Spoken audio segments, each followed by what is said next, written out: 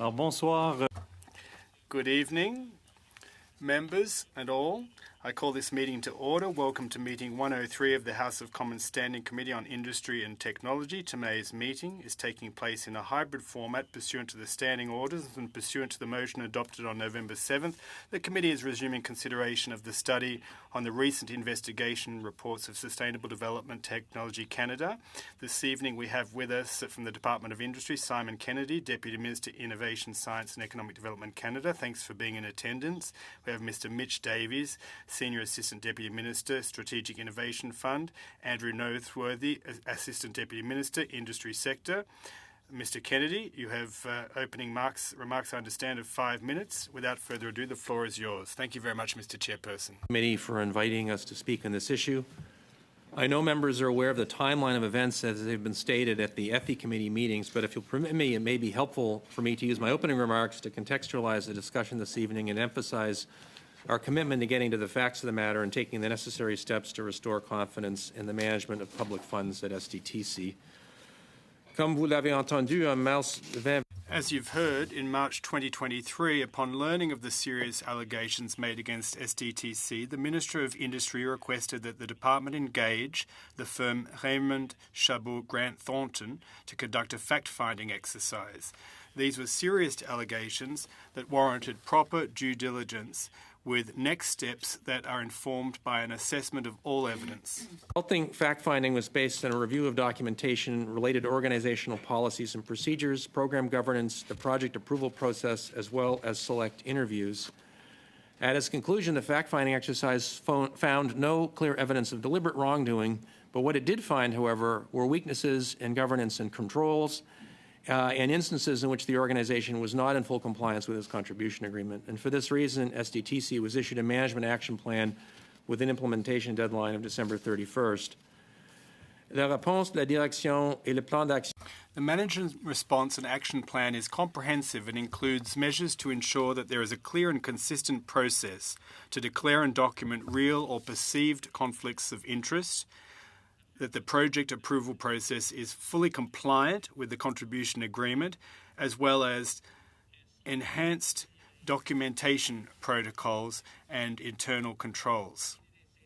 There is also a requirement for SDTC to strengthen reporting requirements to give ISED increased oversight over ongoing compliance. Implementation of the required corrective measures, all new funding by SDTC has been temporarily suspended. While the management response and action plan specifically addressed the conclusions of the fact-finding exercise, the Department has also held consultations with the Office of the Auditor General, and the Auditor General has decided to conduct an audit of Sustainable Development Technologies Canada.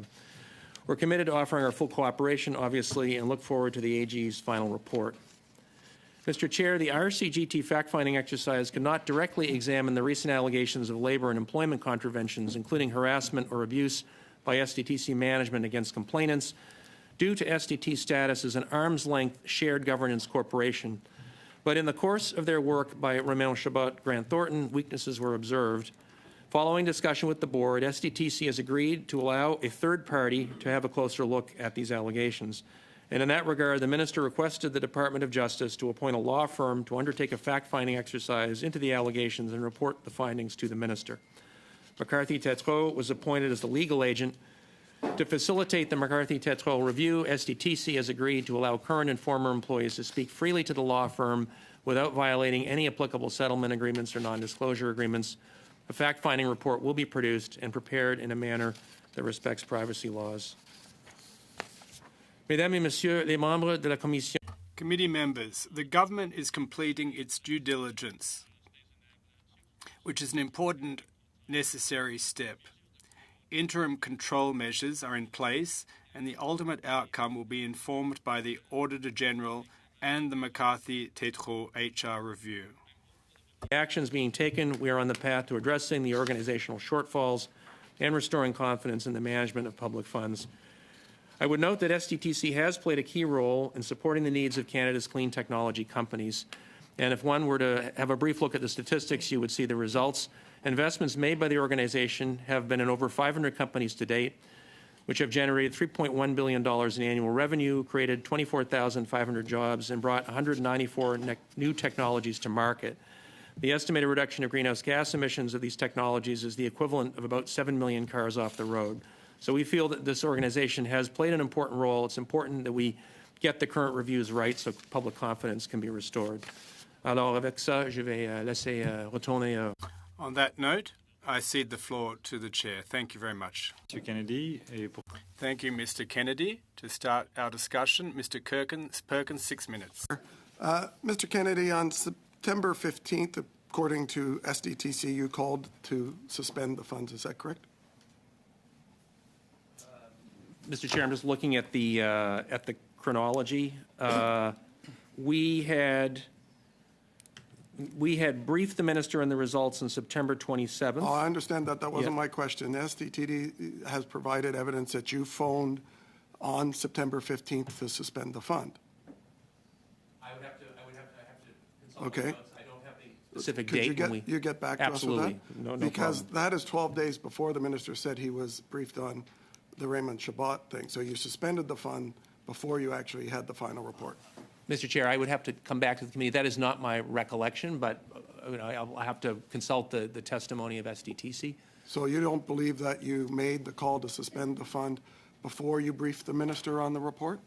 We had sent SDTC, Mr. Chair, a formal request with a management action plan. So there was an exchange of correspondence. I'd have to consult that and get back to the committee, which I'm happy to do.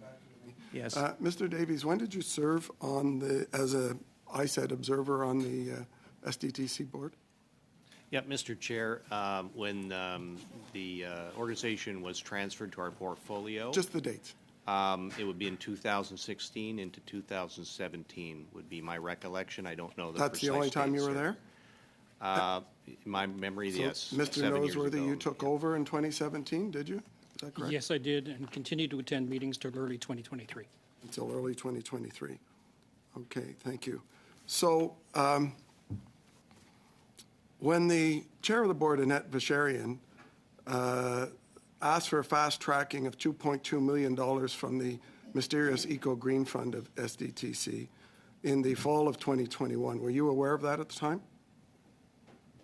I'm sorry, sir, I'm not sure I understand the specific. Well, okay, I'll make it simpler. In January, at meeting number 70 of the board, and you sit on the board in January 2022, SDTC rejected Annette Vacherian's request for $2.2 million from the fund to the Annette Vacherian Center because of conflict of interest. You must recall that. I don't recall a board meeting where there was a specific discussion about an allocation of funds to the Vacherian Center.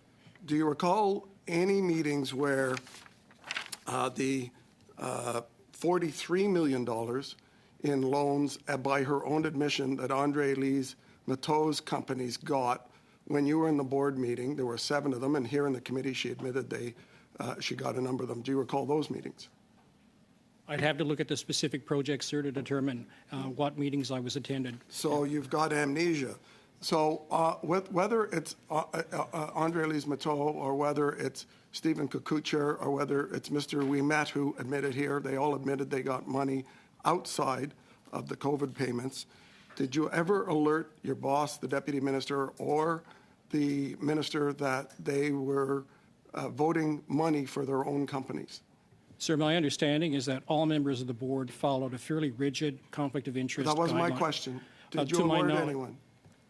To my knowledge, I am not aware of any decisions to allocate funds to projects related to board members where they did not recuse I themselves. have the minutes here from the March 23rd board meeting in 2020 and the March 9th, 2021 board meeting from SDTC, where the 2 meetings where they held to issue themselves special COVID payments. And I see you listed as an observer on both of those meetings. Were you at both of those 2 meetings? Yes, I was at both meetings. So you were aware at both of those 2 meetings then that between the 2 meetings, 4 directors voted themselves $3.7 million in special COVID payments to companies they had. These minutes say that they were unanimously supported, and those directors admitted here that they did not leave the room for those votes, And in fact, the chair of the board, Annette Vacherian, who voted herself money, in the ethics committee said that she actually moved the motion that the 4 directors got. So do you recall those meetings? Yes, I was at both of those meetings. Sir, in that particular case, the proposition to extend the COVID payments was made as a blanket proposal across all clients of SDTC that had active contribution agreements, and I do not recall a specific discussion on any specific project. Well, in fact, that's not correct, because while they have said before committee that everyone got 5%, Andre Lise Mateau's companies got 10% COVID bump ups. And there are companies in here, in one case, one of Andre Lise Mateau's companies had 100 months of cash available. So why would they need a special COVID payment?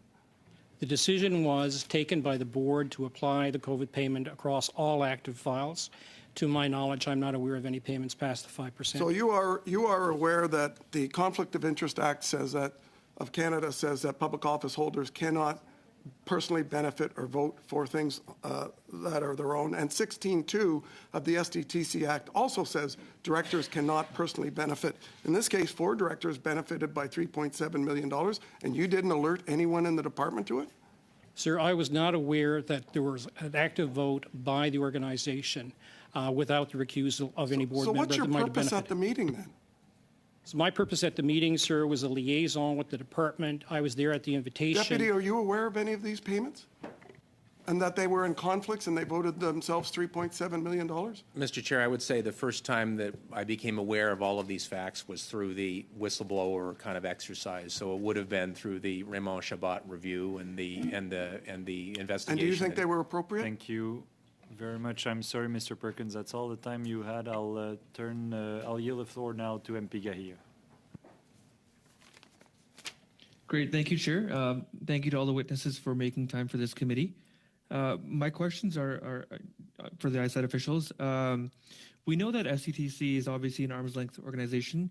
Can you explain the work and the collaboration between ISED and SDTC? And has it been that way since SDTC was founded, I think in the early 2000s?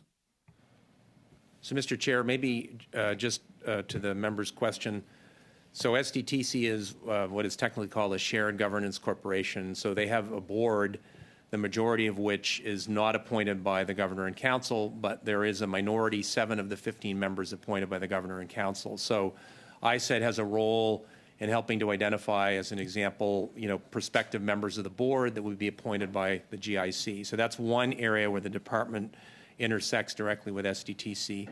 The other is, obviously, the government has a contribution agreement with SDTC to deliver the programming that the government has asked that organization to deliver.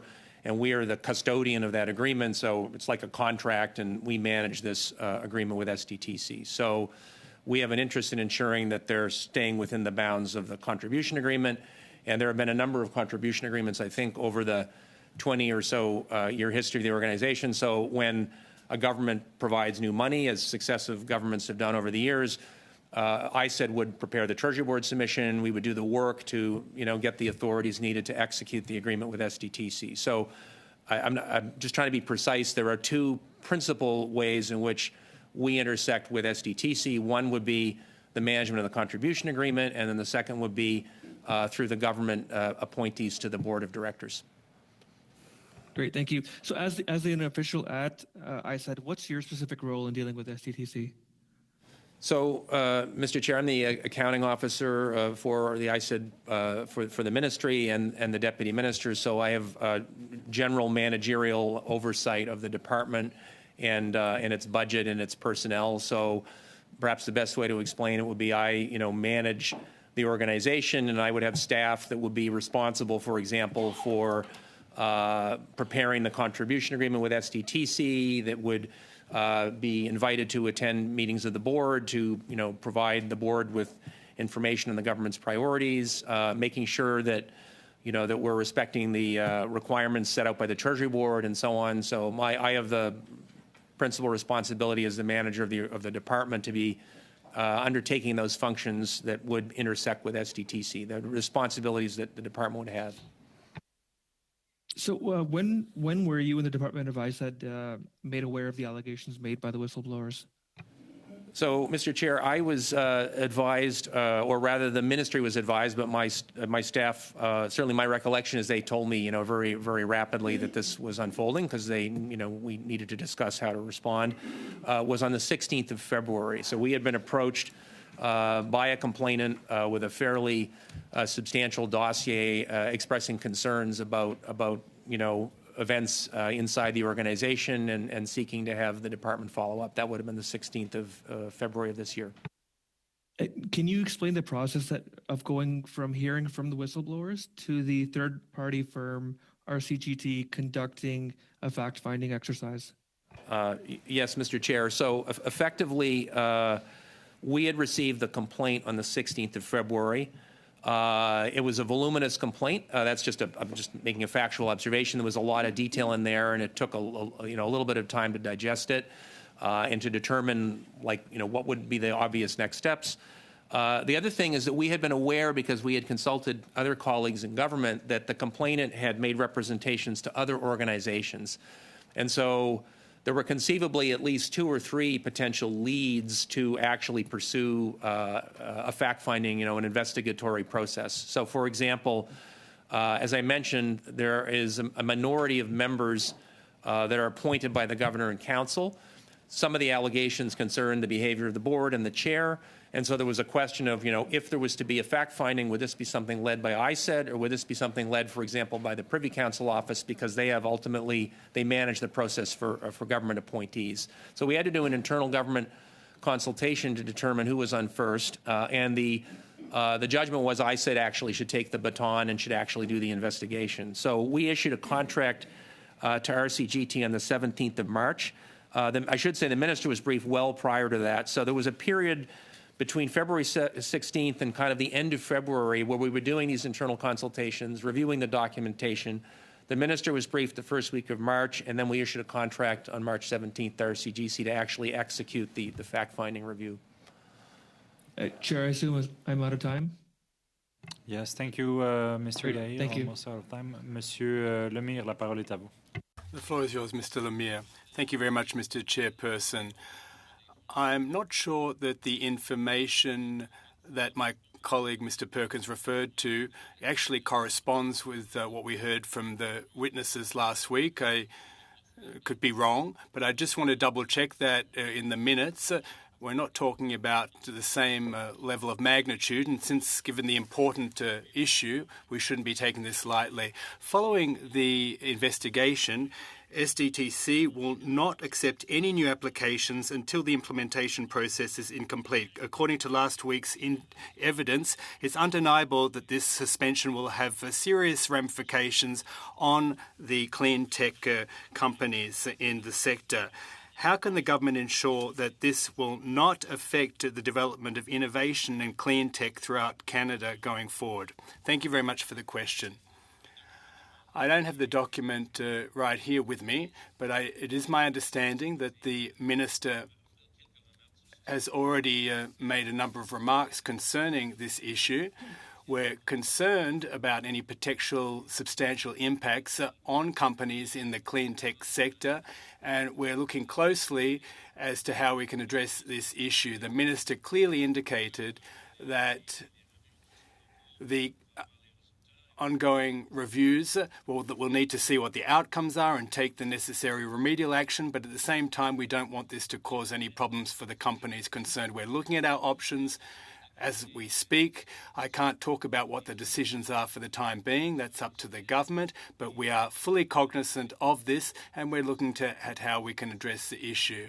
So perhaps I'll stop there for the time being. In your opinion, what are the biggest ramifications of this suspension on the sector of new technologies in the short and long term? Could we perhaps lose expertise in the long run, contracts, intellectual property? Perhaps there might be buyouts. Mr. Chair, honestly, we don't want to see those kinds of adverse effects occurring, and therefore we're looking very closely right now at this issue. It's our objective to mitigate those kinds of adverse effects on the sector, but we understand that this is always a risk.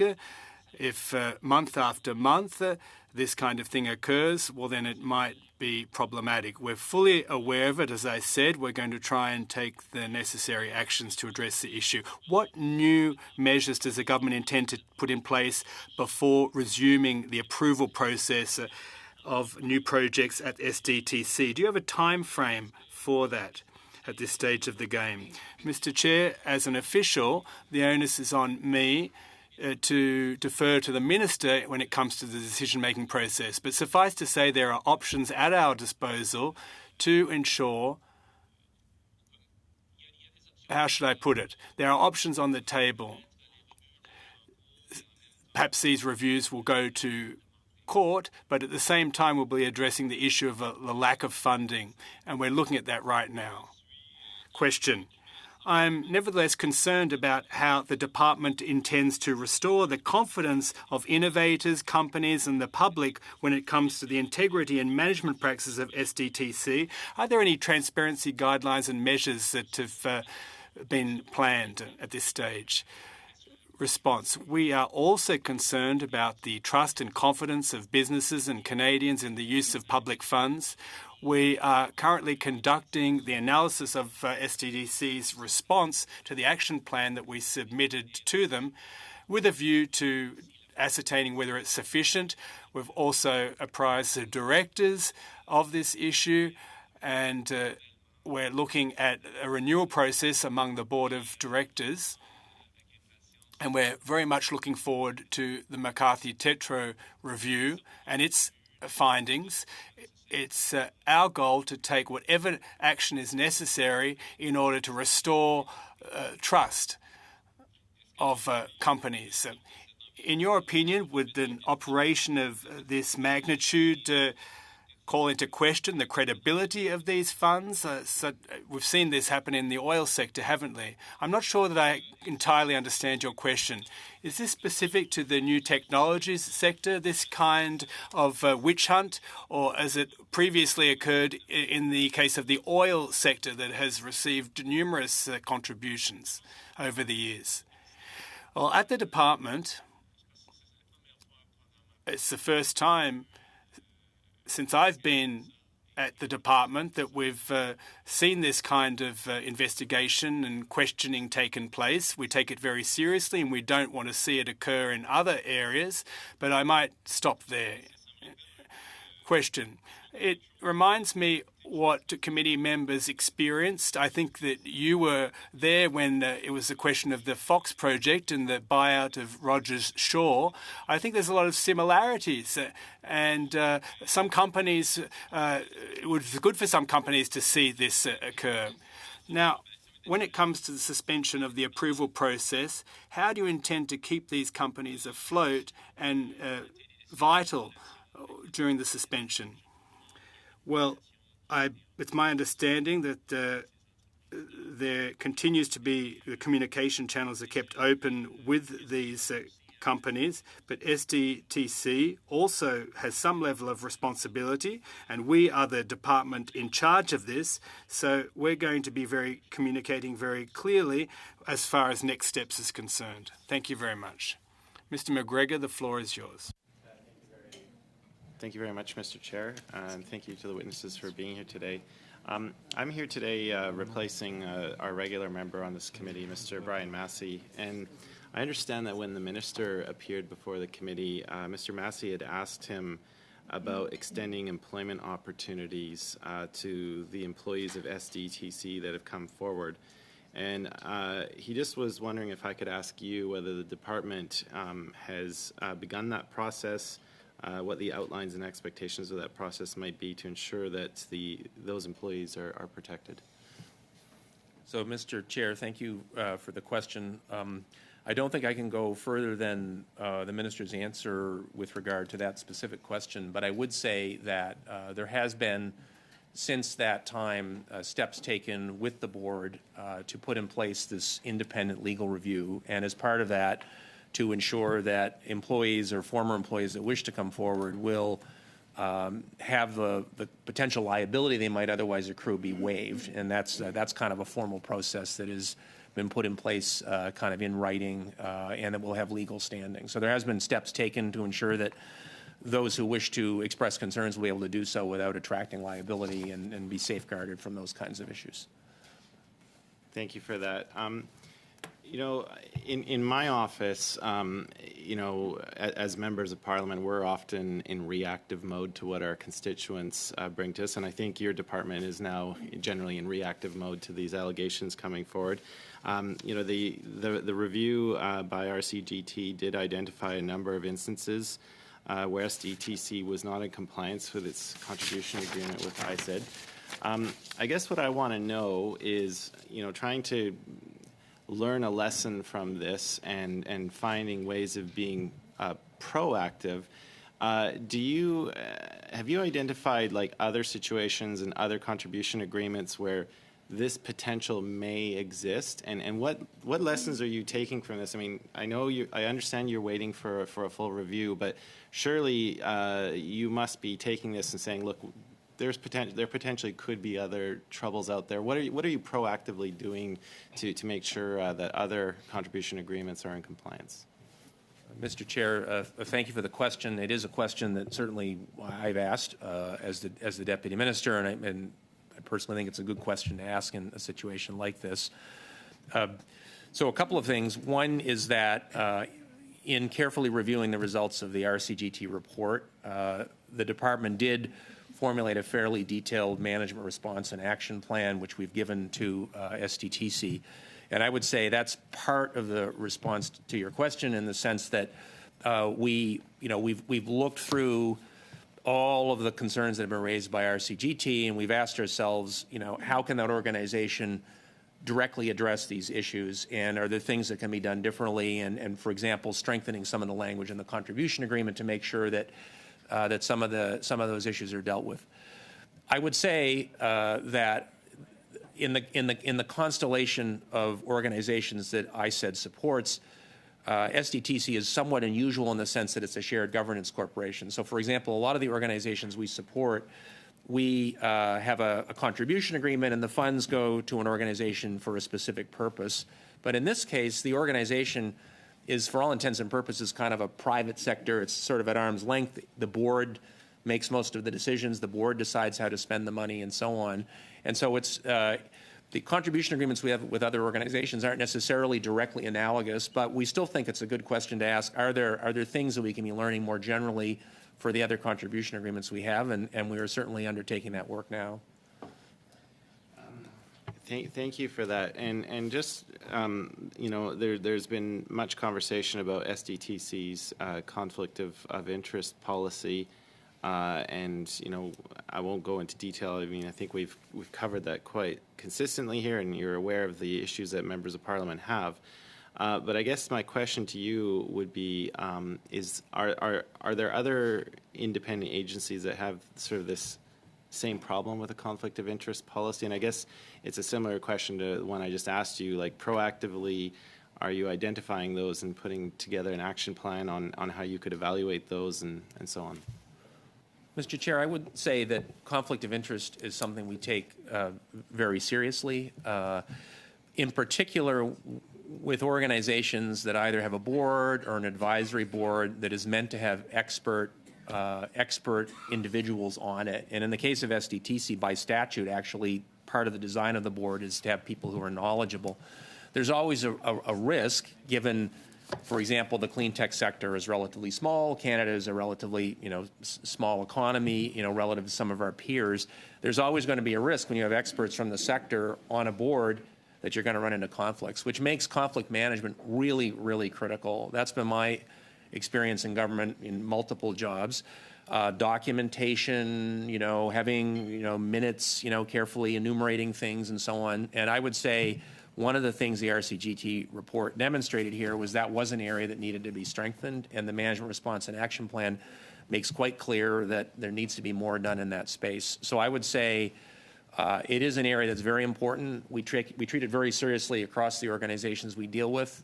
This is a reminder of the importance of ensuring that these things are treated very seriously, and that frankly, having processes is important, but, demonstrating very strong processes and having very good record keeping and making sure that, that you cover all of your bases is important in the public sector context for sure, especially.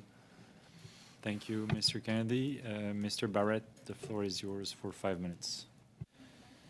Who made the decision to suspend the funding to SDTC? Was it the minister or yourself, Mr. Kennedy? The minister was quite concerned that we suspend funding, so I would say the minister had asked that be done, and certainly something we supported. Okay, and what evidence was used to justify that suspension? Was it the results of the RCGT report? Yes, Mr. Chair, it was the work that RCGT had done demonstrating that there were problems in the controls and the processes. And you received those results in May, is that correct? I received the results, Mr. Chair. I'm just looking at the. Forgive me. I'm just looking at the chronology. We had been working with RCGT kind of throughout the months of, I would say, April, May, and June. Okay. While you consult your notes, if I could, Yes. You've heard the recordings of your employee, the chief financial officer for ISED, Mr. Yes. McConaughey, and he spoke to this issue, and he said that you indeed were in possession of those results in May, and that PCO would need to be informed so that they could brief the Prime Minister's office.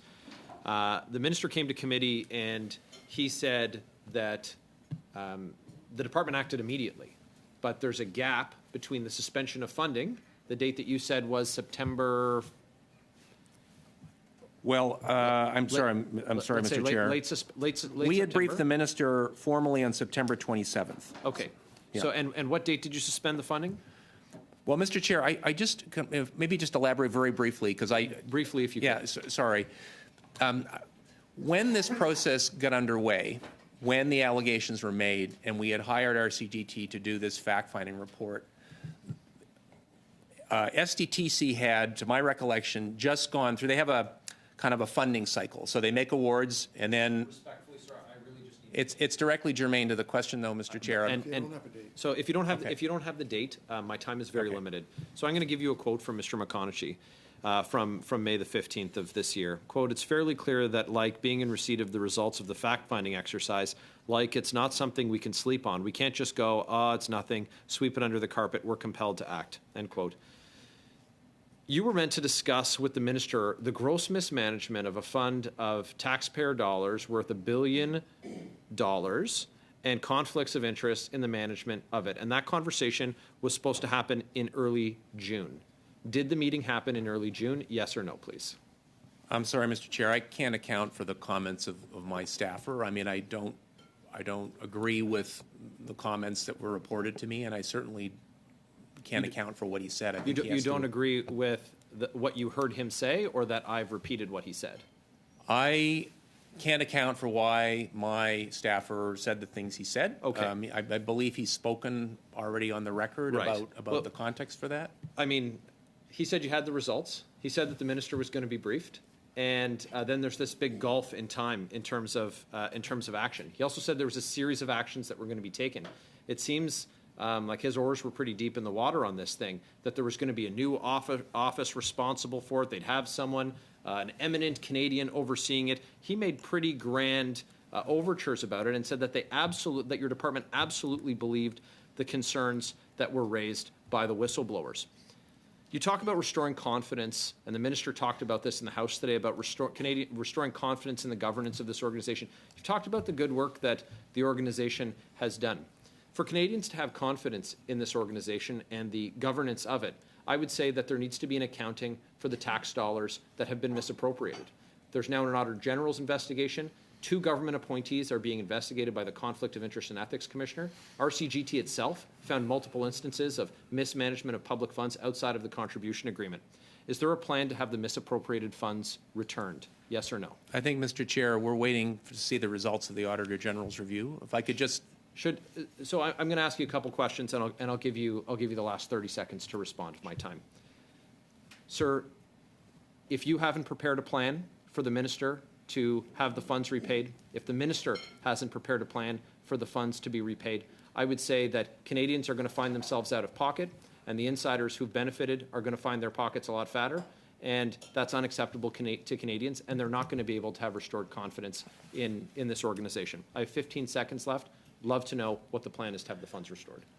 Well, I think, Mr. Chair, as a public servant, I think, we're bound by the facts and the processes that have been set out. The Auditor General's doing a review. We look forward to the results of the review, and, we'll take action in accordance with her recommendations. So I think that's kind of what I would say at this point.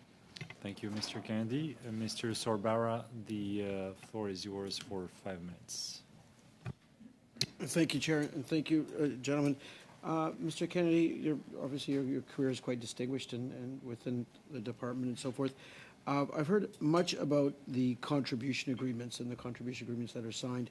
Can you kind of go over what one can anticipate with the contribution agreements and how they've been strengthened? Thank you, Mr. Chair. Maybe just by way of illustration, the kinds of things that we wanted to see strengthened at SDTC, including updating of the corporation's code of practice and conflict of interest policy, updating the project approval process to basically sharpen up, to ensure that the various streams of funding that the organization puts out are fully aligned with the terms and conditions of the contribution agreement, that the documentation around project recommendations and approvals is strengthened. The financial management processes are reviewed and updated, and so on. So these give you an illustration of some of the things that we had directed the organization to do and that we would see updated in the contribution agreement to the extent that was required. Mr. Chair, there may be some areas where the updating would be in policies and procedures. In other words, the contribution agreement calls to have a policy in place, and we want to see the policy strengthened. There will be other cases where the change might be made in the contribution agreement itself. And the contribution agreement, just so I'm understanding it as well, SDTC is a fund. It makes investments in clean technologies. The contribution agreements would govern the umbrella or the scope of each of these investments, and the agreement between the government and SDTC. So, Mr. Chair, the way to think of this would be SDTC is there are government-appointed members to the board, but it's an independent organization with a board, and it exists sort of independent of the government. The contribution agreement is a contractual arrangement in which we've agreed to give SDTC money to do certain sorts of things, and they've agreed to accept it and to actually execute the contract to the government's satisfaction. So the contribution agreement it's a contract with SDTC, effectively. And this type of agreement would be in place for other entities that have the same type of agreement or relationship with the government? Well, I said manages hundreds of these such agreements, going back many decades over successive governments. This is a particular one with this organization, but contribution agreements are a pretty typical tool that are used by government departments to enter into agreements with third parties. Okay. And I take it within this, the governance within the contribution agreement with SDTC has been strengthened, or is being strengthened. The governance side of it is being strengthened. So, Mr. Chair, there may be some aspects of governance, and I want to be as forthright as possible, and maybe we can come back with something in writing if we wanted more precision. But the governance of SDTC from a kind of board and corporate point of view is actually established in law. So there's a piece of legislation Parliament's passed. But in terms of kind of governance with a small c, like the policies and procedures, the various committees, some of that may wind up being strengthened in the contribution agreement, but it wouldn't necessarily touch the board and the higher level structures of how the organization operates. If one can answer this question, maybe to Mr. Noseworthy, in terms of the clean technology space and how important SDTC has been in Canada for that, in terms of investing in early stage or venture capital or whatever term you want to use, in entities in Canada, in companies for clean technology? SDTC has been the government's principal connection to early stage companies. You'll find that many of the companies that get entry stage funding from SDTC go on to grow to successful companies and in fact obtain funding later on as part of their process of maturation from programs like the Strategic Innovation Fund, from the Business Development Bank of Canada, from EDC and other programs. And are these most of the investments done on SDTC, just thinking about the capital structure of a firm, where do they place in the capital structure? Are they straight loans, or is it Is it an equity investment? How is it treated? My memory, sir, is that they are grants at the end of the day. They are grants to in the individual companies. In fact, sorry, I'm technically correct. They are forgivable loans. Forgivable loans. Okay, how much time do I have left? You're about out of time, Mr. Sorbara, so we'll Thank you, gentlemen. turn to Monsieur Lemire. La parole est à vous.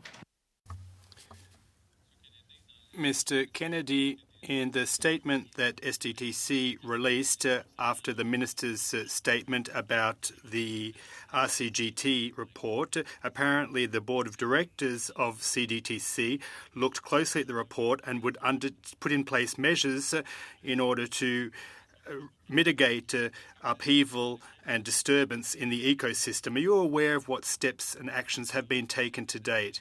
Response. Mr. Chair, myself and my team have had a number of meetings with the SDTC management team and the former board of the directors, or director of the board rather, to discuss progress made in relation to the action plan. They submitted their action plan a couple of days back, early December, and that's currently being reviewed. It's our goal to complete this work in the next couple of days. They've already proposed a number of actions and submitted the results to the department for our assessment to determine whether we're happy with them, whether the minister is happy with the requests that we've made of the company. Have you recommended more structural changes or governance reforms to avoid a reoccurrence of similar problems in the future?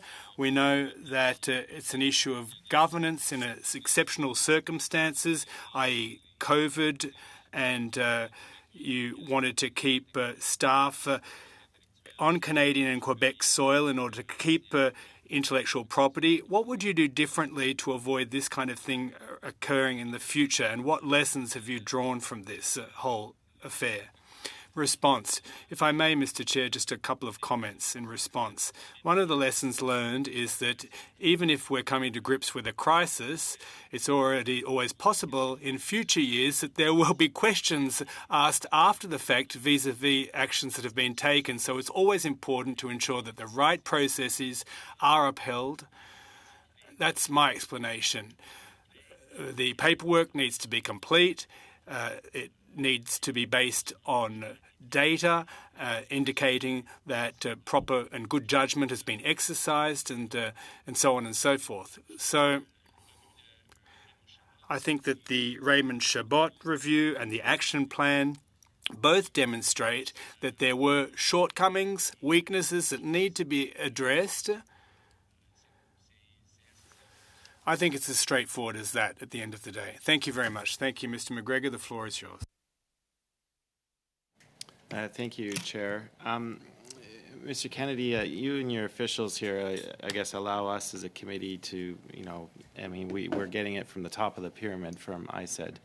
You do have great responsibilities in your department, and I understand with all of the reviews that are going on, there is going to be a little bit of a waiting period. But for you personally, as a deputy minister, what is your ultimate goal from this whole experience? Do you want to see restored public trust in this issue? Do you want to see better understood rules and processes? Are you hoping that there is better confidence in the companies that this venture serves? What do you think your ultimate goal is going to be from this whole experience?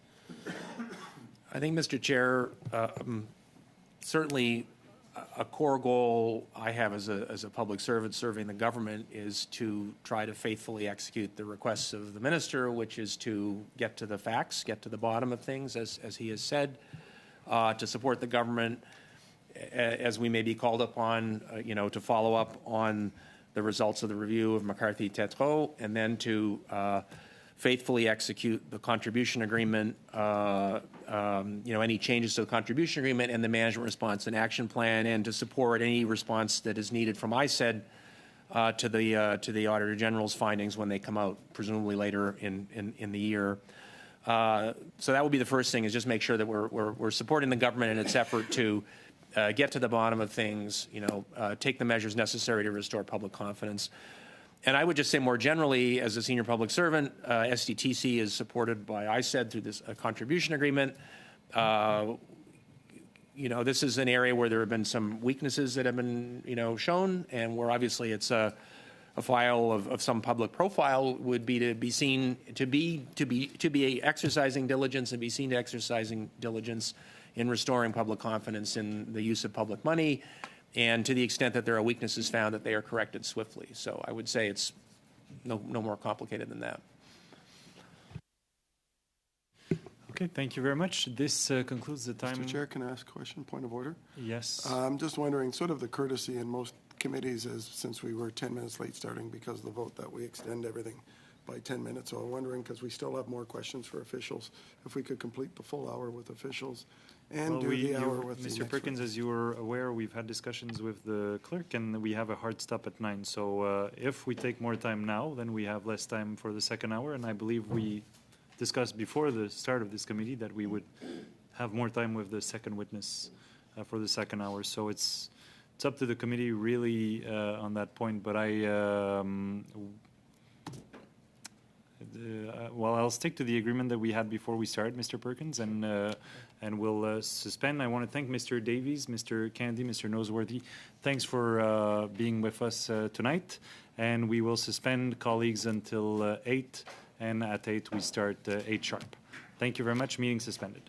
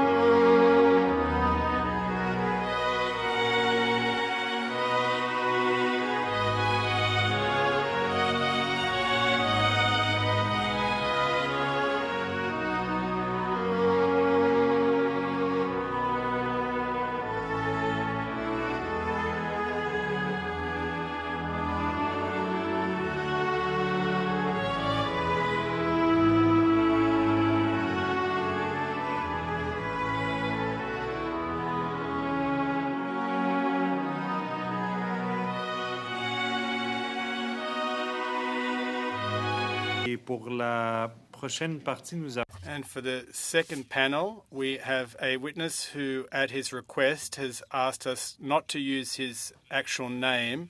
So I'd ask the colleagues comply with his request. And without further ado,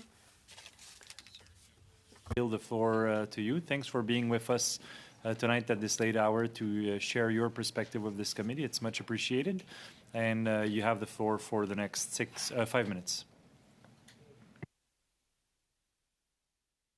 Honorable members of the committee, before I begin, I would like to clarify my intentions. I am not here to attack SDTC or its workers or the companies that it funds. SDTC plays a critical role in the Canadian economy. I genuinely believe in its mandate, and I can personally attest to how effective the organization is at utilizing taxpayer money to create jobs and develop new industries. The organization needs to survive, and the employees working there need to be protected, because empowering those SDTC employees is crucial for the successful delivery of its mandate. And the only way to get SDTC back on track is to discuss the facts and set the record straight. I believe that accountability is the cornerstone of a just society, and that's the sole purpose of my presence here. The SDTC board, executives, and senior management must be held accountable for their gross mismanagement of taxpayer money and the gross misconduct that's been perpetrated by the toxic senior management team that has victimized countless employees. And the federal government must also be held accountable for its embarrassing lack of oversight that's allowed these problems to persist and its egregious cover-up of the truth that occurred this fall. At the beginning of this year, a comprehensive 345-page presentation was created and submitted to the Privy Council office at the request of the Office of the Auditor General of Canada, who we originally went to. This package contained documents that outline gross mismanagement across every aspect of SDTC's operations and governance. It highlighted non-compliance with the SDTC Act and contribution agreement across all of the organization's funding streams and serious breaches of the conflict of interest policies by the executives and board. The package also included evidence of the toxic workplace culture that was created by CEO Leah Lawrence and her friend and still current VP Zoe Kolbuck, who've been allowed to continue abusing and harassing employees by a passive senior management team and board that protects and hides the abuse. All of this information underwent review by PCO and was then forwarded to ISED, who subsequently engaged RCGT to conduct an independent fact-finding exercise to validate this information. Here are the findings for everyone. The Seed Fund, Ecosystem Fund, and Scale Up Fund were all found to be ineligible due to multiple violations of the contribution agreement, significant deviations from the due diligence process, and conflict of interest breaches by board members and executives. This finding encompasses nearly 200 companies that all received over $80 million, all of which was improperly funded using taxpayer money. The two COVID payments in 2020 and 2021 were also given to the full portfolio of companies and totaled almost $40 million, and were also deemed to be ineligible as the use of these funds was not effectively tracked. And several board members in that instance also violated conflict of interest by approving almost $4 million to themselves to over a dozen companies where they all hold significant ownership or executive positions. The report also revealed that SDTC lacked HR processes or policies, and issues were never even reported to the board. And conveniently, the RCGT investigators couldn't even find a single record of any complaint ever being made in the history of the organization. This is a staggering level of incompetence, willful ignorance, and corruption that has resulted in SDTC improperly distributing almost $150 million in taxpayer dollars just in the past few years and abusing dozens of people that have only tried to talk about the truth. The organization deserved to be suspended. The organization also deserved a new board, executive, and senior management team, but that never happened.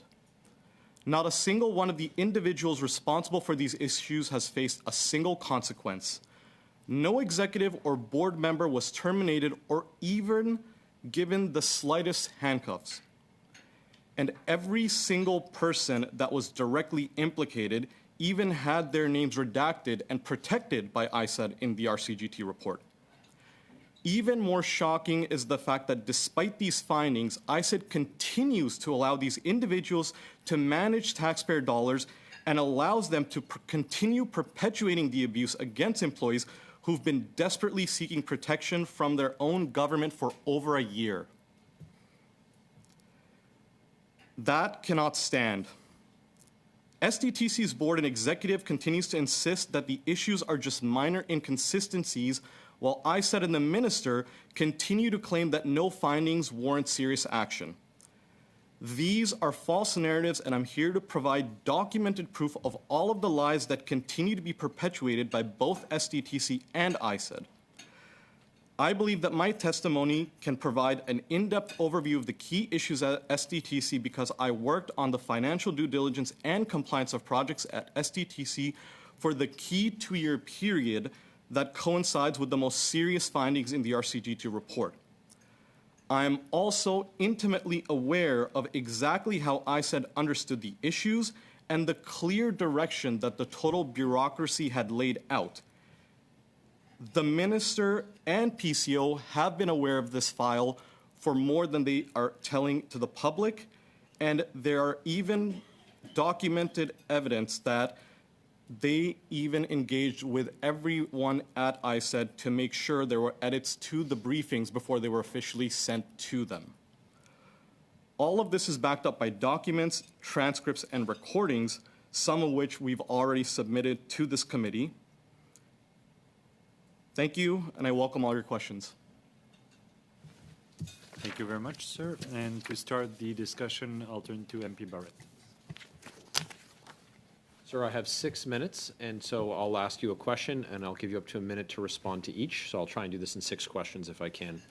Can you confirm that in your opening statement that you've said that up to 150 million taxpayer dollars have been misappropriated in your estimation?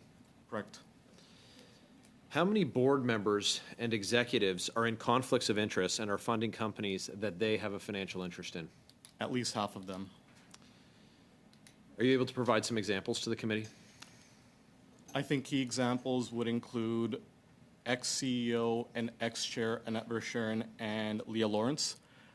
I think what they've said before is not the full truth because Annette Verschuren said that she had never applied for anything at SDTC, but she in fact applied to SDTC for her Verschuren Center in 2021 and tried to get funding for that organization, which was ultimately rejected. Sir, you mentioned that you have documented proof of the things that you've said. Is there any information that you have not submitted to the committee that you would be able to provide to the committee specifically with respect to your testimony today? We are willing to provide all the information under the condition that it's also publicly released. Okay, so you'll be able to forward that to the clerk? Yeah.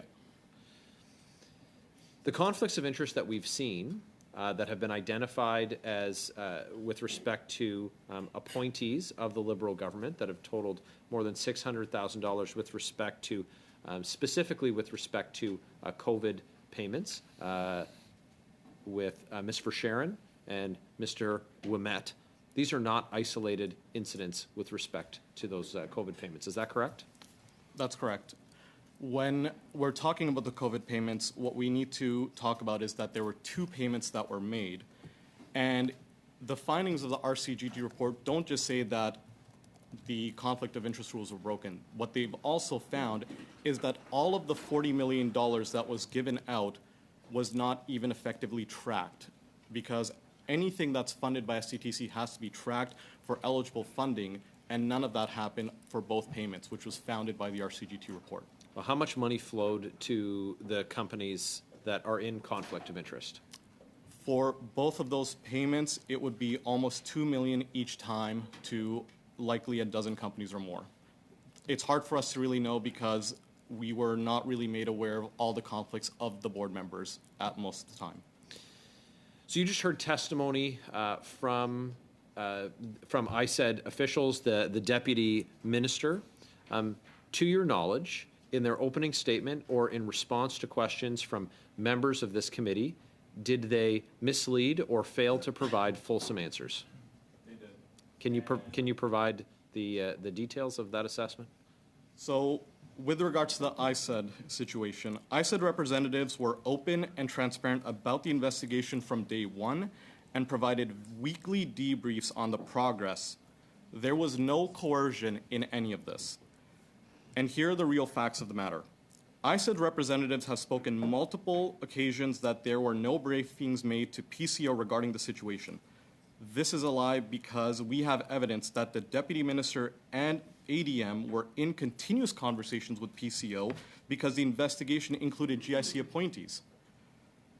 The minister has spoken on the record multiple times that he was only briefed on the outcome on August 27th, but that's definitively not true, and he has lied at the ethics committee.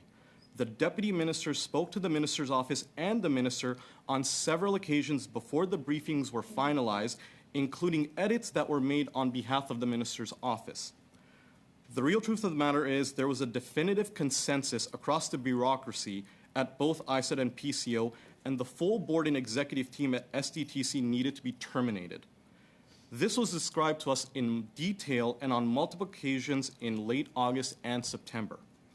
The outcome of this situation only changed when the minister's office became involved, and he is ultimately responsible for SDTC, and he's the one that needs to tell the truth about what the real situation is. With regards to some of this, we have already submitted clips and transcripts from September 1st and September 29th that provide all of the detailed information. And if I have some time, I'd like to just go over some of that. Okay, I've got 60 seconds That's left, enough. so go ahead, sir.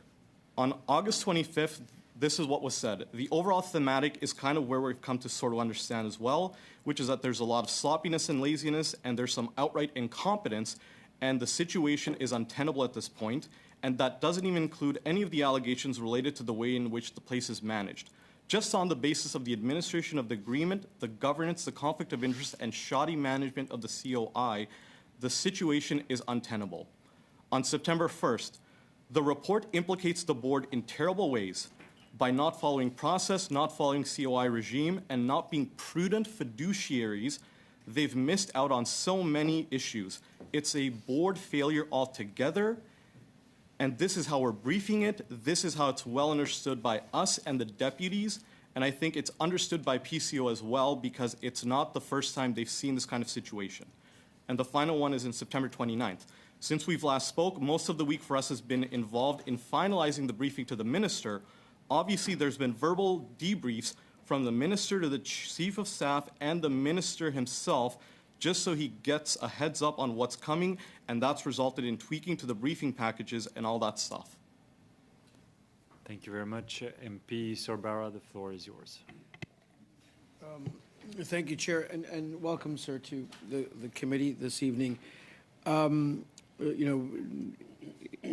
As someone who came from the private sector before entering public service, obviously very important, and we're having worked in large organizations, dealing with human resources and in the structure in the organization, having the ability to deal with human resources is very important to raise concerns on a spectrum of reasons, from everything from how you're being treated as an individual, as an employee, to the internal processes as an organization, and so forth, in terms of how financial matters are being handled. Obviously, you raised certain concerns and so forth. My question is, first of all, in terms of the internal process at SDTC that you were able to follow or able to pursue, can you speak about that? How the issues were handled internally, when how you raised them, and what was the reception, and so forth? Is this related to HR complaints or related to the funding? Both tangents, if you may. Yeah. With regards to HR policies, it's not just that there was massive turnover at the employee level. Within a 2-year period, every single HR director, which is almost 4, were either fired or they went on stress leave. So even when complaints were being made, the employees that were then tasked with dealing with them, if they actually took it seriously, every single one of them would be pushed out or fired.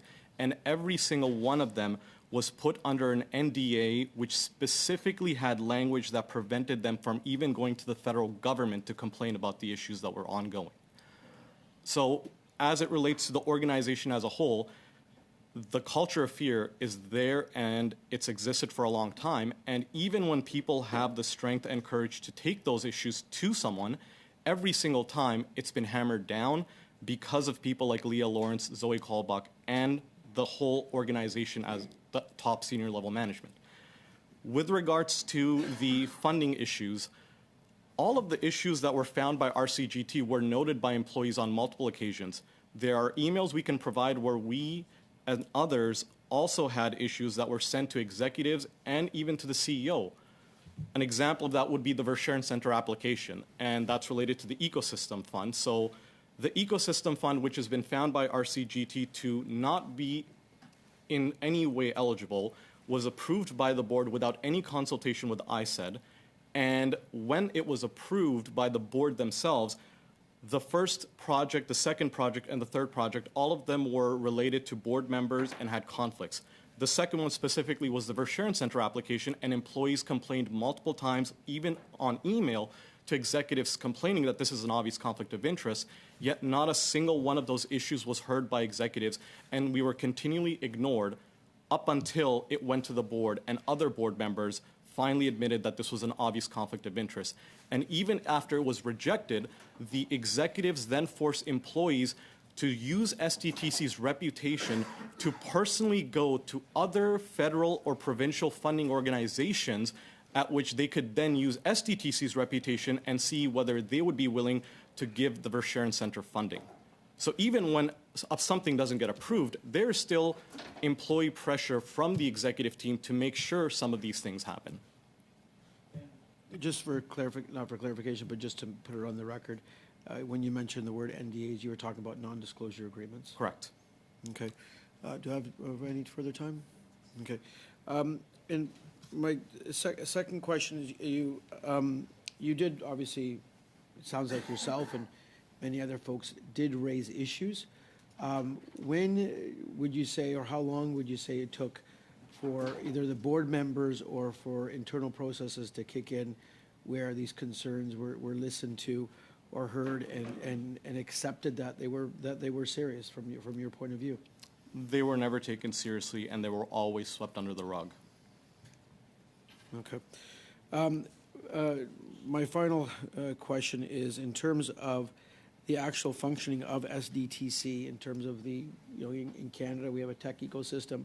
Our levels of capital are robust, but say not as robust as south of the border, with many investors that are there and private equity funds and so forth that exist in the United States. So SDTC, in my view, fulfills a specific role and a very important one. Would you concur that that is the intent of SDTC, is to fulfill that role in investing on a grant, non-repayable grant basis in companies in Canada that are clean tech, have potentially a very bright future, can turn into larger entities and create a whole ecosystem themselves? How much time do I have to respond? 40 seconds. I do agree with that. The issues that we're talking about here aren't related to that mandate, because I agree, the grants themselves are not a problem, and the companies, the majority of them deserve it. One of the issues that we're talking about here in the RCGT report was also related to the Scale-Up Fund, where on average, SDTC provides $2 to $3 million to companies, but within the Scale-Up, it's almost $20 million per company. And for those companies, these are companies that are fully commercial. They have major investments in the hundreds of millions of dollars, and they're big enough that they're buying up other companies. And yet, because they're connected to different executives or board members, they're getting that funding. If I can interject, I only have, say, 10, 15 seconds left. Is there a timeline that you have, because when you were there for 2 years, I believe, or from what it sounds like? Mr. Sorbar, I'm afraid you're out of time, so we'll leave it here. Je vais passer la parole à Monsieur Le. Floor is yours, Mr. Lemire. Thank you very much, Mr. Chairperson. First, I'd like to know what motivated you to come and testify here before us today? Accountability. And could you tell us to what extent or how it is that you're a credible witness? Why should we believe your testimony and evidence here today? Because I'm not a disgruntled employee.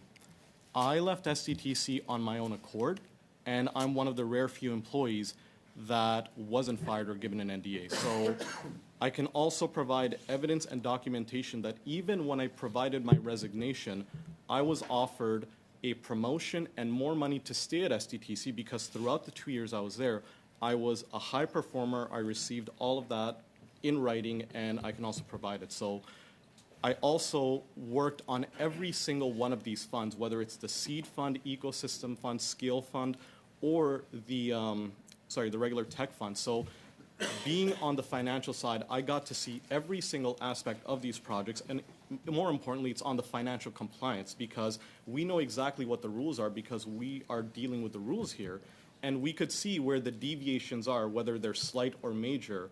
So that's why I believe I'm a credible witness because as an employee, I'm not a disgruntled employee like SDTC continues to state around other people, and I'm not under an NDA, so I chose to come here out of my own choice with taking all of those risks.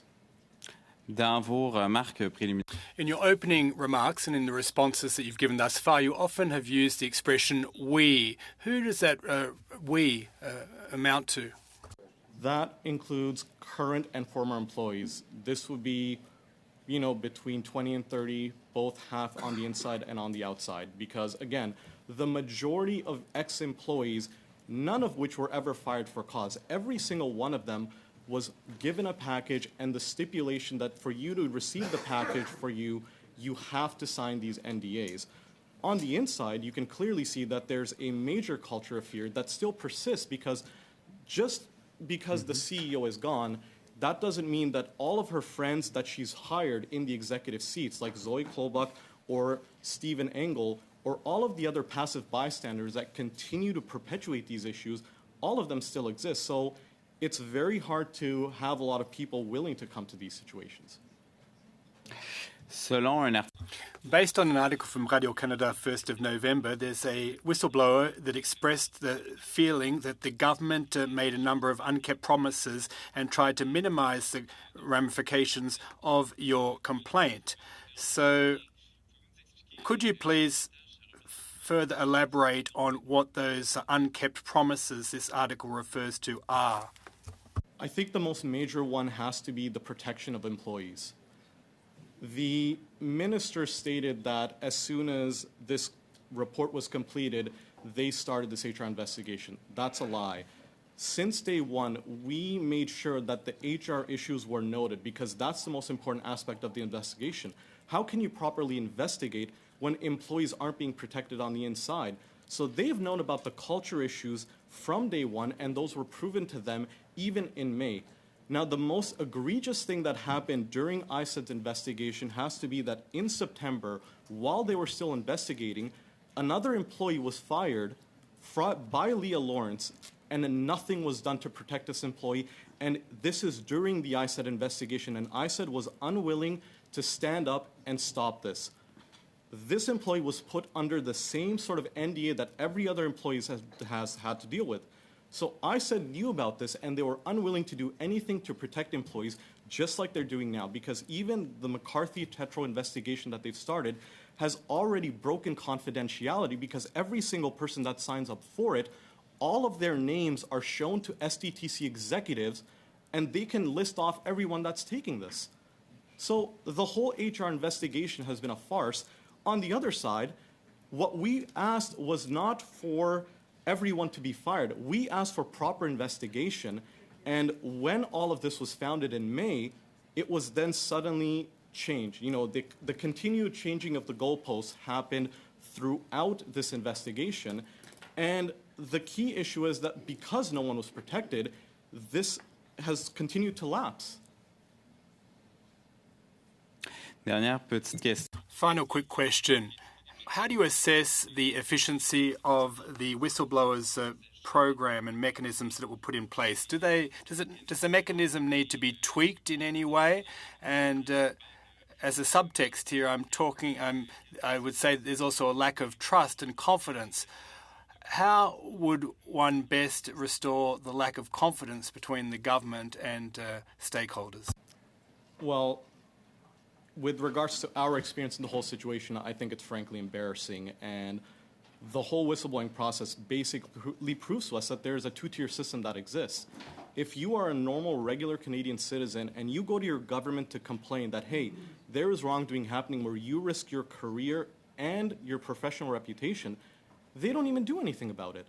You know, this whole farce that we were disgruntled and there was some sort of coercion with all of this happening, none of that's actually true because we were patient. How does a fact-finding take 7 months? That's factually incorrect, and they know it because that turned into an investigation by June, and they continue to do it. And what I find disgusting about this is that they continue to deny even the most basic level of truth. When you talk about whistleblowing, they never protected anyone, so everyone that went to ISED as it relates to this, the thing that they were definitive about was you are not going to be protected from the federal government if anything happens from the backlash that the SDTC executives or board members would have to these employees. Merci beaucoup. Merci, Monsieur McGregor. Mr. McGregor. Thank you very much, Mr. Chair. Thank you for being here today, sir.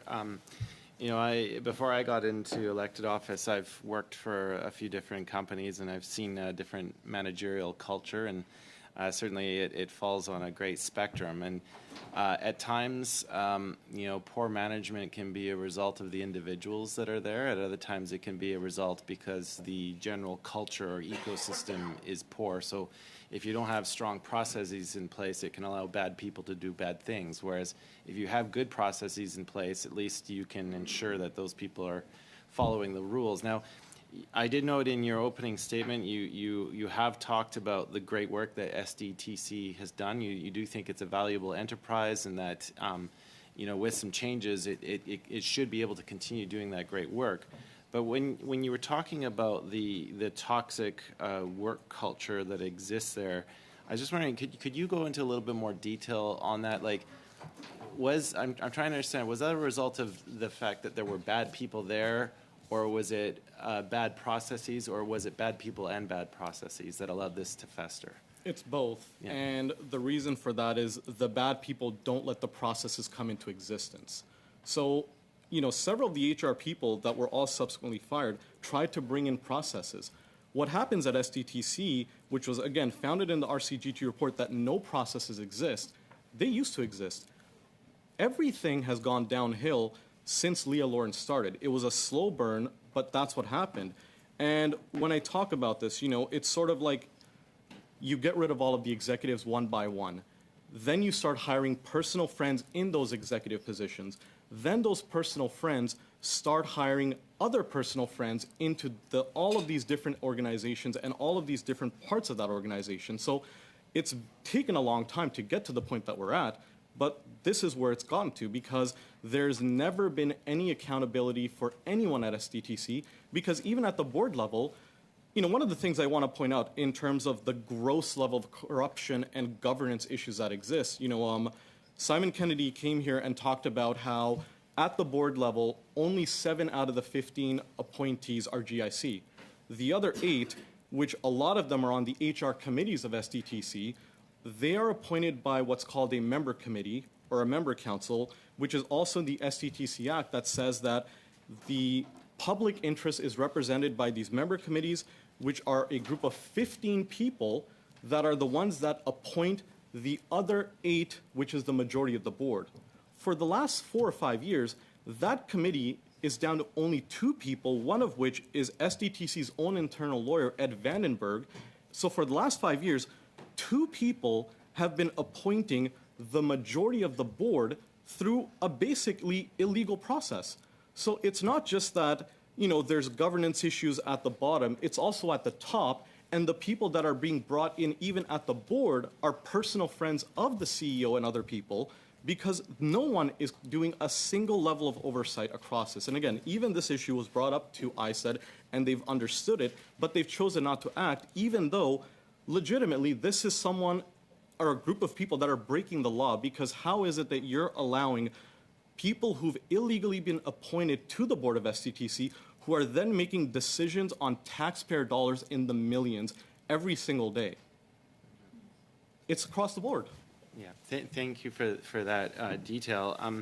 One of the other things, like I'm here replacing my colleague, Mr. Massey, and you touched on this with another question, but just like on protection for employees, making sure that we have the protection of law and a safe space for people to come forward like this. Can you offer any more comments for this committee of what our possible recommendations on that should be? There's a lot of recommendations. I think the main one has to be that the federal government needs to provide an output for all of these employees to go into the federal service. Okay.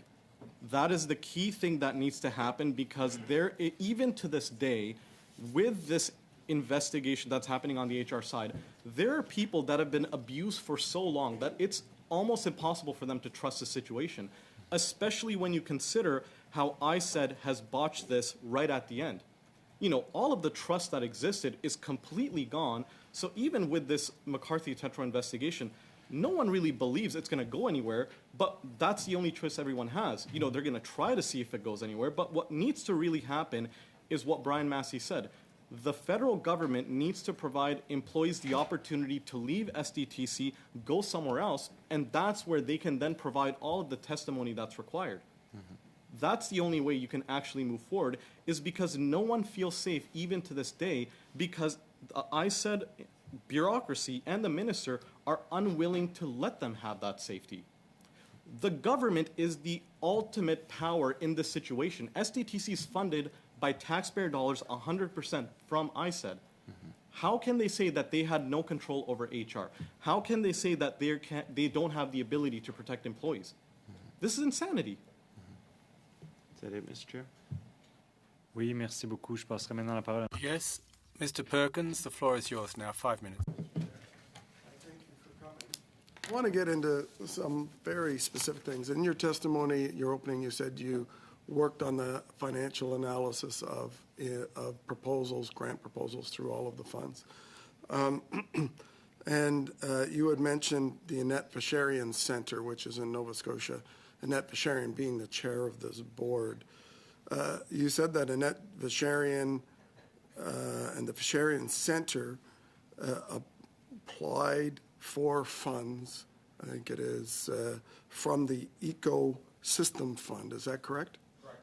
And that application, you were involved with some of your colleagues in analyzing it? Yeah. The Ecosystem Fund doesn't support directly green technology companies, does it? No, STTC's mandate is to directly fund clean technologies, versus what the Ecosystem Fund has been designated by the board is to fund indirectly companies or organizations that help clean technology companies. And the Fasharian Center in Cape Breton, Nova Scotia, is not a clean tech company, is that correct? No, it's not. Okay. So what year did that application or process happen? The application was initiated sometime in the summer of 2021. And what I want to point out as it relates to that application is the Ecosystem Fund is not a publicly available fund. SDTC needs, as part of their contribution agreement, you have to provide everyone the equal opportunity to apply to funding agreements and to apply to any of these funds. For the Ecosystem Fund, that never existed, so it was brought to us by the executives to say, we are now looking at the Fasharian Center. Did you have any concerns, or did any of the employees have any concerns that funding a center, an EGO project of the chair, might be a conflict? There were emails that were sent and by multiple employees. Who were they sent to? Executives at STTC. Do you have copies of those? I do. Would you table those with the committee? I do. Thank you. And so when you went through the analysis, what was the state of the Annette Vacherian Center at Cape Breton University at the time, financially? It would likely go bankrupt if it didn't receive federal funding. And how much was the chair seeking for her EGO project from the Green Slush Fund? $2.2 million. Wow, 2.2 million. And so when that process was the chair ever inquiring as to the state of the process and how it was going? Yes, she indirectly emailed the executives or other parts of the organization to check in on the progress of the application. So she was directly involved in trying to push it forward with management. Absolutely. And what was the conclusion that the analysis from the team that went to the board said about whether or not it should be funded? It was recommended for funding. It was. Why was it recommended for funding? Because that's how the organization works. The level of due diligence at SDTC is extremely high, but the ultimate authority on whether projects move forward to the project review committee is held by executives. So the approving body ultimately is the board itself. Is that right? The ultimate approving body, but before it goes to the board, it has to go to the project review committee. But before it goes to the project review committee, it has to be agreed upon by the executives. Okay, so the project review committee reviewed this? And rejected it based on the conflict of interest, but they still were in favor of it for its technical. So when it was rejected, were there any commitments that were made to the board chair as to what employees would do after that rejection?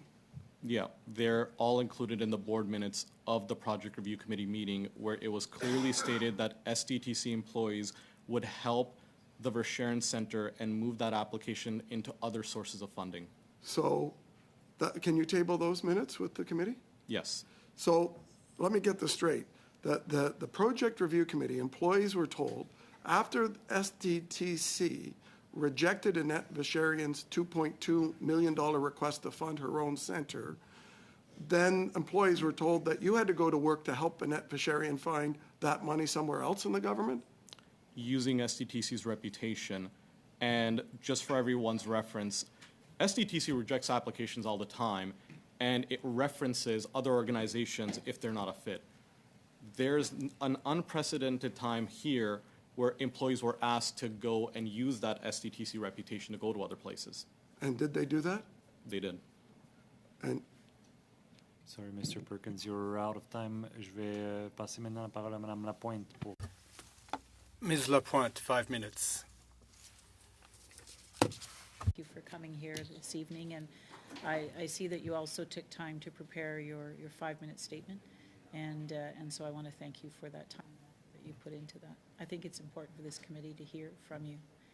And in that opening statement, and I want to make sure that I have been able to understand in a very accurate way the information you were giving us, and so can you clarify the timeline chronologically, that in a chronological order, because there were so many dates there. I want to make sure that I've captured it.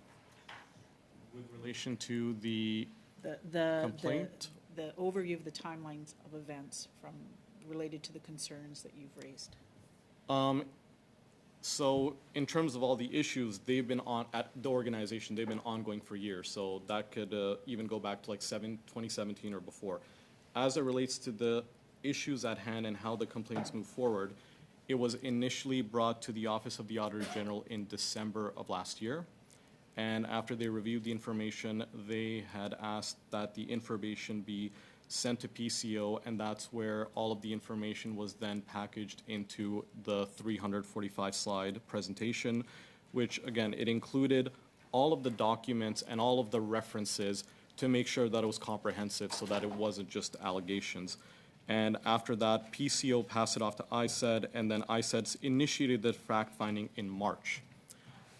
In May, what was told to everyone was that the findings had been found. So every single issue that ISED has noted to suspend SDTC in October was founded all the way back in May.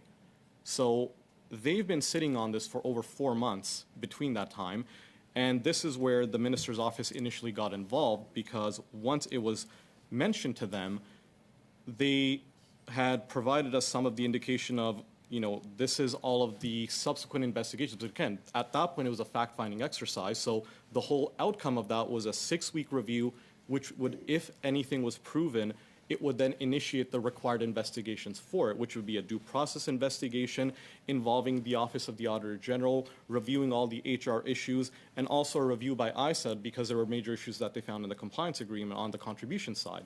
So all of that was what they had said was founded and that they had planned to initiate the investigation. Once it got to June, after they initiated some of those conversations with the minister's office, it was suddenly said that they need more time to fact check. And ISED.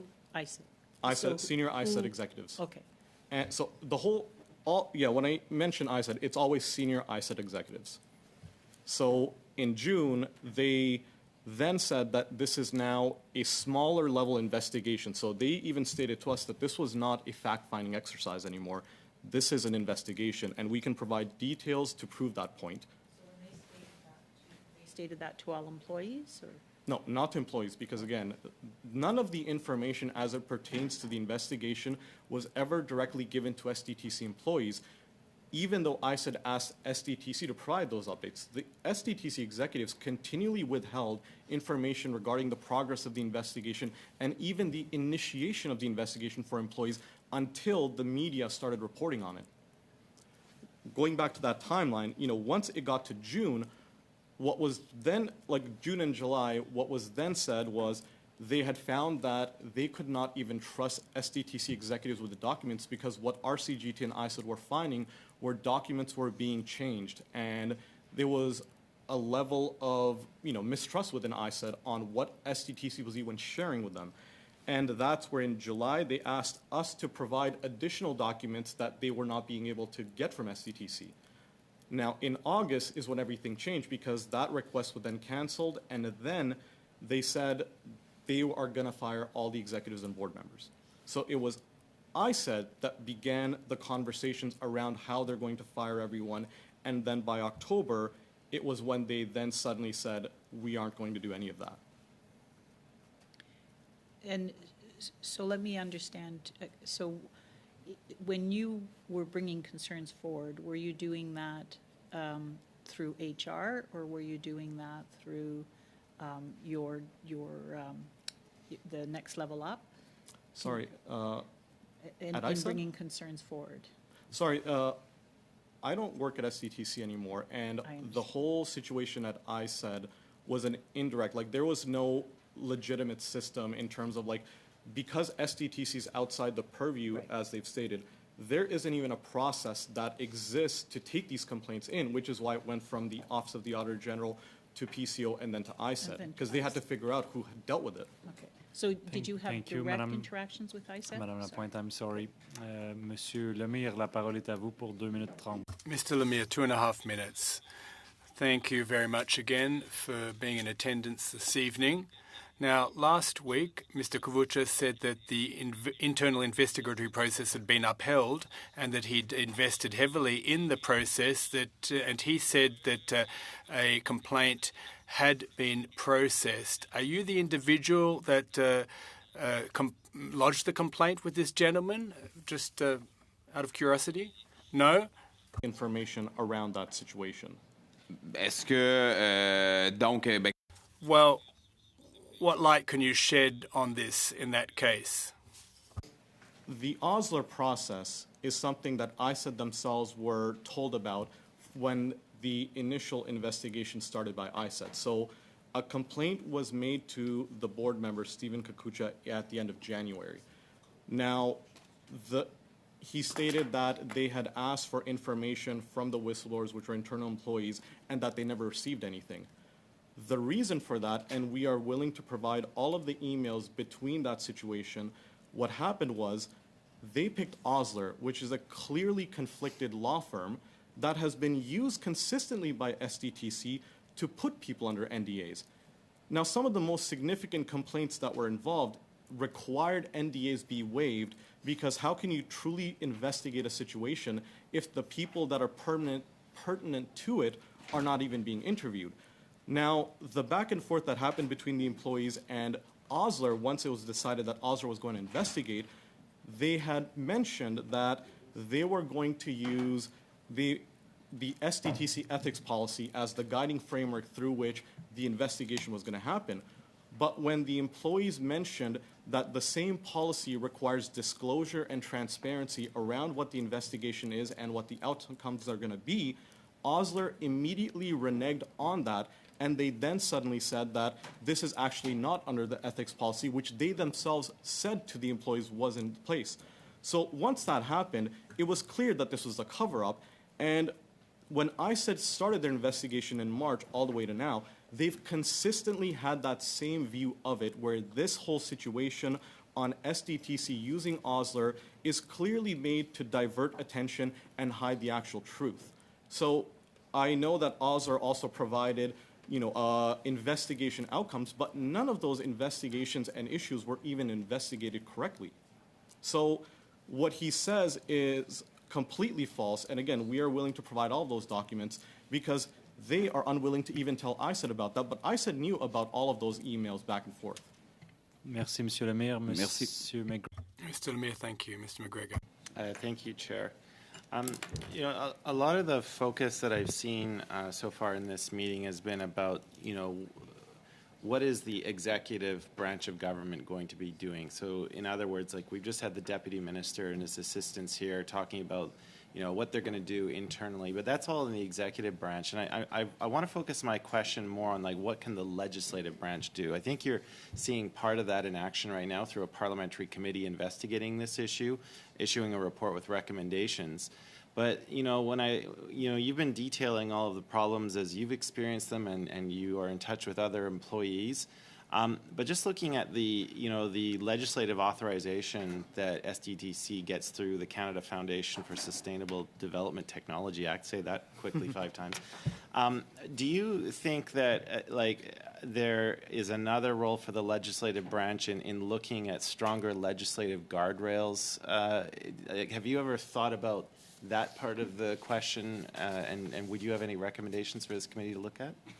Yeah, like when we're talking about the SDTC Act or that legislation, one of the issues that we found is it seems like no one is actually keeping organizations in compliance as it relates to that. So the Act exists, and when I'm mentioning these member committee people that are illegally being appointed to the board, we still don't know who has authority over overseeing that issue, and it's still not being addressed, even though that's a serious issue of governance at SDTC. Now, there are obvious rules that already exist for, let's say, board members. I can read off anything within the federal government's ethics policy where what they say is governance council appointees are required to perform their duties in the public interest. Their personal and professional conduct must be beyond reproach. I don't think anyone here can actually say that the conduct that's been done by the SDTC board is beyond reproach. And on top of that, there's also other language within that agreement that says public office holders have an obligation to perform their official duties and arrange their private affairs in a manner that will bear the closest public scrutiny, an obligation that is not fully discharged by simply acting within the law. And that's the other thing. A lot of the board members and executives come here and say they've done everything right because they talk to their own lawyer. That's not good enough when this is taxpayer dollars, and there's clear language across multiple acts, across multiple policies that the federal government has that clearly show that everything that's done up to now by the executives and board members doesn't even meet that minimum threshold. So I think the issue is, even if there's more language that exists, who's going to actually enforce this? Enforce it, yeah.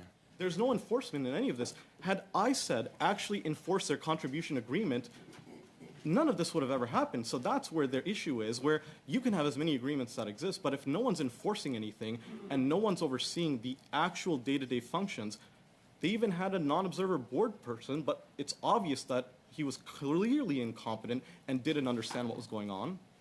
Okay, thank you. Monsieur Barrett. Sir, I have 5 minutes. I'm going to split my time with Mr. Perkins, so I'll try and get through these questions quickly with your help if I can.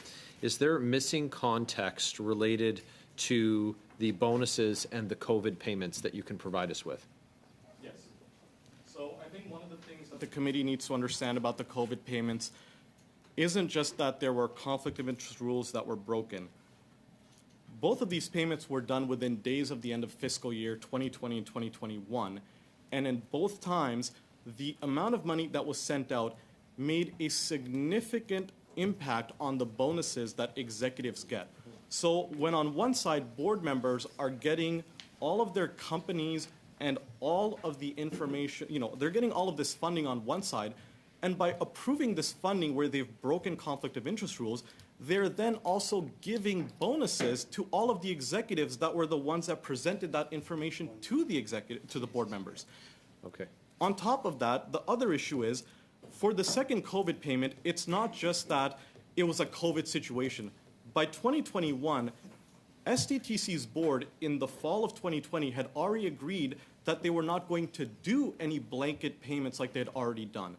That was in the board presentation, which we can again table, and SDTC even did a full survey of the total portfolio of SDTC companies, which showed that on average, every single company had over 14 months of runway, which is more than enough that you don't need any funding. And instead, the board was presented with another COVID payment, where they then agreed to. And in this case, the board members are coming here saying that the companies were desperate, they needed it, and it was a requirement. That's absolutely false. The companies didn't need it, and the executives chose to give it to everyone. I have 30 seconds remaining before I turn my time over. The minister said he continuously received evidence. Is that correct? He did. And was Simon Kennedy aware of the plan outlined by Mr. McConaughey in May, and was he at those briefings? He was, and he spoke to him directly on multiple occasions in May and June. And is that contrary to the testimony that he gave today? It is. Okay, I'll turn it over to Mr. Perkins. Thank you, Mr. Chair. Thank you. Question up front. Will you table, it'll be public on the website as evidence, the 30 hours of tapes that you did with the CFO, I said, as well as the pertinent documents? We will table all the information required. I'd like to explore one thing on the COVID payments. You said that they weren't all supposed to get the same amount, which is the excuse that's used for voting themselves $3.7 million over 2 meetings. Why was that? Why wouldn't they give them to everybody? I can't say for certain because I don't know how the executives thought about it, but what happened in that second COVID payment isn't just that everyone got 5%. There was a secondary decision made where certain companies that were the most financially successful were suddenly given 10%. So what they continue to state is that the second COVID payment was, again, made as it pertains to companies and the whole portfolio of SDTC that was having issues with financing and issues with COVID. But what actually was happening was they had information that clearly showed companies had long enough runways that no financing was required, and yet they then created a new criteria that gave them an additional 10% instead of the 5% that everyone had, which included board member companies. Companies like MindSense, which Andre Lise Matteau has a financial interest in, that got 10%. Correct. So did you and did the team do an analysis of these companies of whether or not they actually needed any COVID relief cash?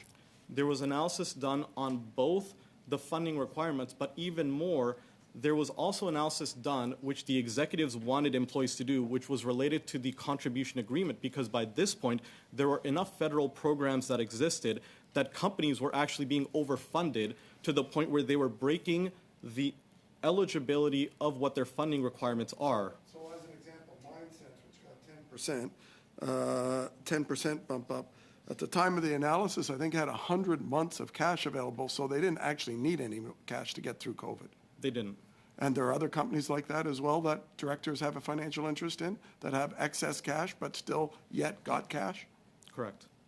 Thank you, Mr. Chair. Are we done?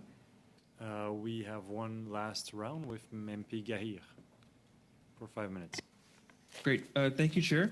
My question to the witness, my first question at least, and if the witness can answer this very succinctly because the time is obviously limited, if an organization seeks to get funding, can you just quickly walk us through that process of seeking that funding to approval, of what the steps are? Just very quickly. funding, you can submit or reach out through SDTC's website. We have SDTC has a continuous intake function where you can apply in, and then there's a structured process that reviews the application on multiple lines of inquiry before it then officially takes it into a full due diligence. So the full process from application to potential approval is several months at minimum. And the due diligence step, could you just walk us through what that involves? So there's different due diligences depending on the fund, and that's one of the findings of the RCGT report. The regular and required due diligence process has governance functions in it. So once a project is taken into full due diligence, it provides hundreds of documents related to its financials, its technicals, and all of that is reviewed by multiple employees, and you also have to get external third-party experts on the business and technical side, all of whom then have to provide a recommendation, which is what's used to take the company to the board. Now, within the ecosystem fund and seed fund, none of that happens, and that's one of the findings which has shown that all of this process has been completely deviated because we're not even following the most basic level of due diligence for certain funds. So once the board grants the approval, is that it, or is there more steps after that? Approval happens, you still have to review financials and other details, structure it into a contract, and once the contract is structured, then you sign it, and then after that, there's oversight year over year for the funding. So it can be anywhere from 3 to 5 years, and there's a minimum requirement of reporting every 12 months where you then have to re-review the progress before you provide the next tranche of funding. So before a project gets approval from the board itself, that step, if there's a conflict of interest, what happens then? What's the process there? It depends on how the board decides, or that's what the process was. So up until the findings, how it worked was if there's a direct conflict, then a board member would recuse themselves. But again, employees were not aware of these conflicts until the end, versus if it's a perceived conflict, then board members would decide themselves on whether it was or wasn't. Now, the key thing to understand here is even if a conflict of interest exists, what the other findings in RCGT show is that every single project for the last several years has been unanimously approved with zero dissent. So even if you're leaving the room, and even if you're not reviewing it and you've not involved any of your opinion, it doesn't matter, because once it gets to the project review committee and board, every single project ultimately gets approved. Because again, it's not just that they're breaking conflict of interest, there's actually proof that they do not review and have zero oversight over some of the funding that they've provided. So it seems to me that during this entire process of an organization seeking funding, getting funding approval, the oversight that happens after they get that approval, that ISET is not really involved in any one of these steps. It seems like it's concentrated really at the board. Approval, but ISET's not involved in any of this, because ISET, even the non-official, they have no authority at the board level. Okay. I think I'm out of time. Thank you, Chair. Actually, you still had a minute, but I'll just. A minute. Oh, please. I'll just. Mr. Perkins wants it. I just have a question. Just, would you mind telling us, sir, for how long you worked at SDTC, if I understood correctly, for 2 years? So what years? 2021, 2022. So across those 3 years. Okay, and just one thing, you mentioned in your testimony that most former employees of SDTC were under an NDA, but you are not. Is there a reason why you're not? I wasn't fired. You weren't fired. So only those who are fired are under an NDA, and those who just decided not to continue with SDTC are not under an NDA. And last question, I know it was asked, I think, by Mr. Lemire, but many times in your testimony you said we. Can you explain to me what was the we, That's just a representation of the information. Again, I'm representing the larger group of people that are part of this complaint, because it's current employees and former employees. So that's where the we is coming from. So that's what I mean by that. Okay. Because certain issues aren't directly connected to me. I get it. Thank you very much. Those were my very simple questions, sir. That's all the time we had. Thank you, colleagues, for a well-run meeting. Dans les temps, dans les budgets.